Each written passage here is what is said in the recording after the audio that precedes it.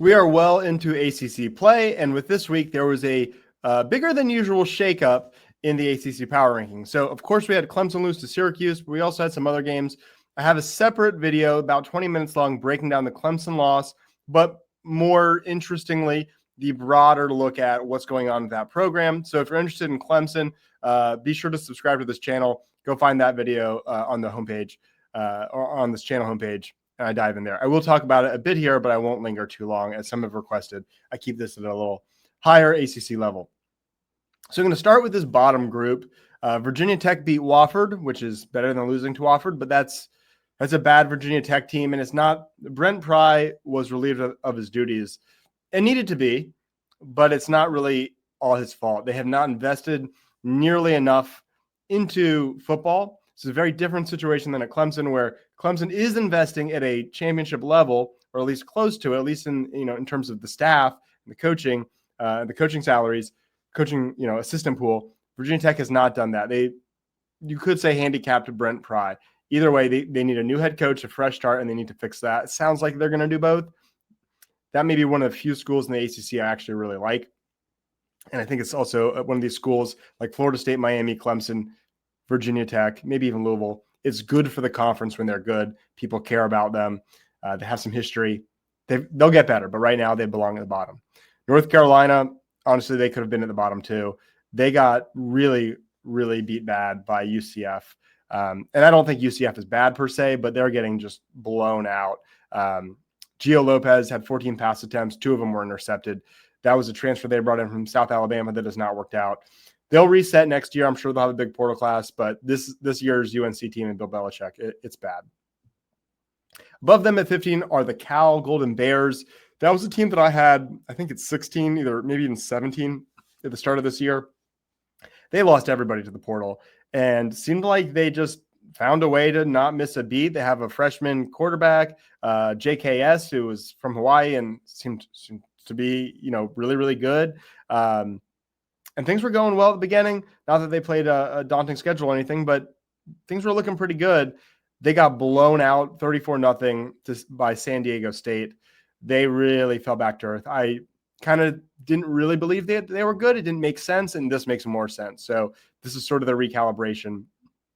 I don't know that they're the absolute worst team in this conference, but they're a bad football team and maybe a not great program. Wake Forest is at 14. They were 16 last week. They were off.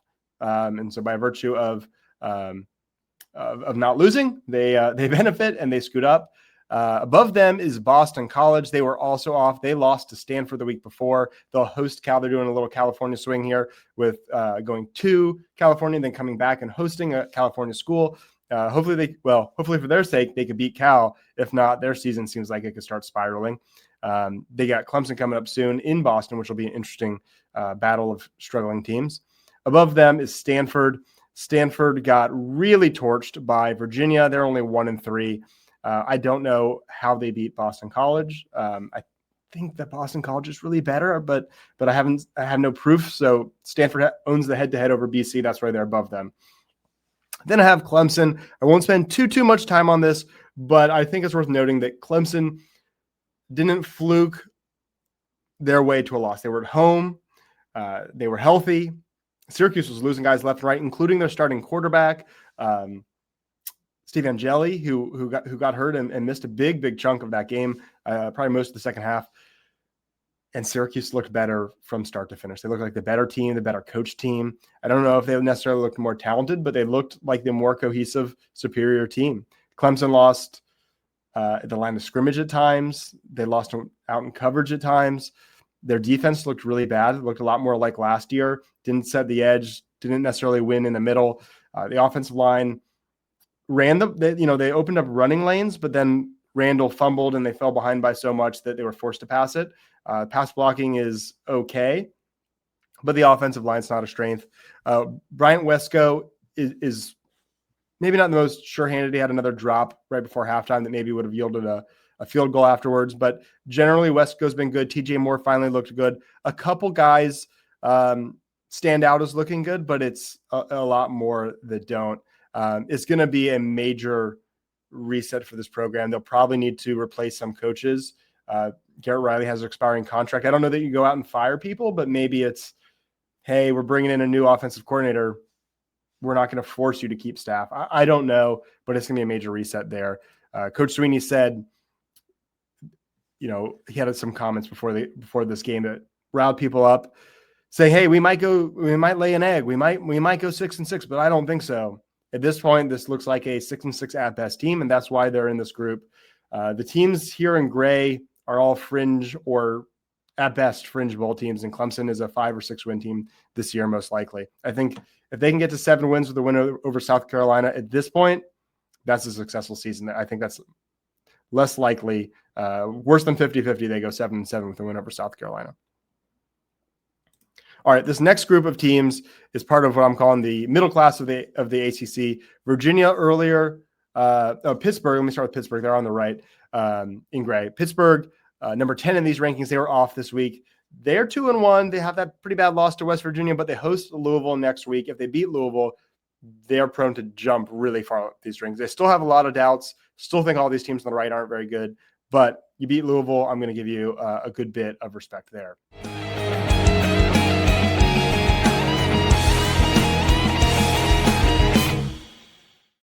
Passing yards, he had 4 touchdowns, really impressive. They'll host Florida State next week.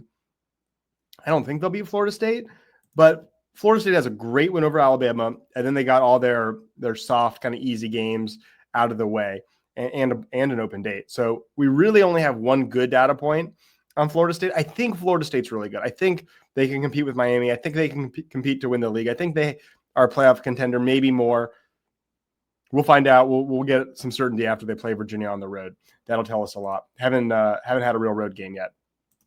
Hey, before I keep going, don't forget to like this video, hype this video. If you've seen that new feature, it's a little bit better than a like. It seems like the same thing, but you have a limited number. So if you could do that, I'd appreciate it. And if you haven't already, subscribe to this channel. I'd appreciate it. Moving up, we have NC State, who suffered a not great loss. I mean, Duke's not bad, but to go on the road, lose to Duke in state, that's a program you're supposed to be better than. They lose to Duke. I think they're just okay. And SMU loses. They already lost to Baylor. They lose to another Big 12 opponent, losing to TCU. Could not stop Josh Hoover, the Horned Frogs quarterback. He threw for 379 and 5 passing touchdowns. SMU lost a ton on defense, and they failed to replace them, obviously. I don't think SMU's defense is very good. That'll be interesting when they come to Clemson. I think SMU's probably better because their offense is definitely better, but will be interesting to see if that becomes a shootout. Then up next, we've got Syracuse. So you might think Syracuse should jump higher. Maybe they should jump all the way to 3 or 4, but I don't think so. And that's for 2 reasons. One, Clemson's not good. Clemson lost to LSU, who I don't think is that good. They lost to Georgia Tech, who is solid, but not a star team, right? They just don't really know who they are, good quality opponent, but nothing special. They struggled with Troy. Clemson's not that great. So you beat Clemson on the road. That's I know big picture, program level, very meaningful. This season, I don't know if it's the most impressive win, certainly not a quality win. You also lose Steve Angeli. Looked like he hurt his Achilles. Those tend to be serious. I don't know. I don't want to say anything out of turn, but to lose your starting quarterback who is leading the country in passing yards is brutal. I know they have Ricky Collins, but I think that's a big loss for them. I think they're still going to be like a 6-6 team. So Syracuse belongs in the top 6 here because of what they've accomplished, but I have questions. So I question if they'll ever be higher than 6. I think that's a really tough luck to beat Clemson, but then lose your starting quarterback kind of really takes some of the wind out of your sails coming off that win. Duke, though, is a team I really can't figure out. They lost to Illinois and Tulane, and I figured, hey, Illinois is a playoff team, man. That they're a great team. Tulane, hey, they could be a playoff team too. Well, both of those teams just got rocked this weekend. Indiana blew out Illinois. Ole Miss blew out Tulane. So not looking great if you're Duke, but then Duke turns around and they put up a ton of points on NC State, have a big rush to end the game, 30-plus points. So I don't know. I just don't know. It seems like if Duke is going to beat teams that they're better than, but they are not going to spring an upset. So maybe they're right where they belong, this kind of decent but not great. They're not super dangerous for an upset, but they don't mess up when they're better than the other team. Maybe they're just a little bit better than NC State. Then we get into this top tier. You see Louisville there. I think Louisville is, at this point, they're undefeated. They dominated Bowling Green. They were up 21-3 halftime. They won 40-17. I think they're a legitimate playoff contender. I said before the season that would be Clemson's one loss, which, not a great pick by me at 11-1. They go there on a Friday. I think that's they might be like a full touchdown or more underdogs. I think Louisville's pretty good. I don't know that they're great, but for now, I think they are a legitimate playoff contender. Georgia Tech, another team where their wins haven't aged well. Colorado's not good. Clemson's not good. Great, you beat Temple, and you beat, I think it was Gardner-Webb. I don't know that you've played anyone good yet, but here's the good news. Who do they play that's good? Right? They play Duke. Okay, maybe they can't beat Duke. Maybe that's their loss. And they, of course, play Georgia. I think that they have a really good shot to play for the ACC championship. I'd be shocked if they beat Florida State or Miami. I think they're a notch below, maybe borderline a tier below. But for now, I have them in that tier. I think that they could go 10-2 this year and play for an ACC championship. I think it would not surprise me if they were this year's SMU. I'll be a little bit bold here and say, I think they run the table in the ACC. I think they are a perfect 8-0 in the ACC. I think they are the 1 seed or tied for the 1 seed with Miami or Florida State for the conference standings. They go to that ACC championship and they lose, and maybe it's not close to one of these Florida teams. Then and that comes on the heels of losing to Georgia, so it's 2 in a row. Then they still make the playoff just like SMU did. They go on the road to play a Penn State or an Oregon, a team like that, and they lose again. So maybe they rattle off 11 in a row, go out of conference, lose, ACC championship game, lose, playoff, lose. Hey, that's a great season for them. Weird setup there with all the winning front-loaded, but nonetheless, that's kind of what I'm feeling from Georgia Tech.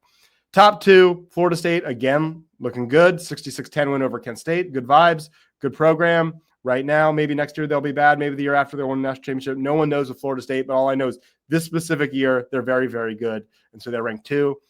The Miami wasn't as dominant as I might have expected. I think Florida has an okay defense, and it really slowed Miami down. But Miami is so good on the lines of scrimmage. They could win a slog like that, and that's what they did. They beat Florida 26-7.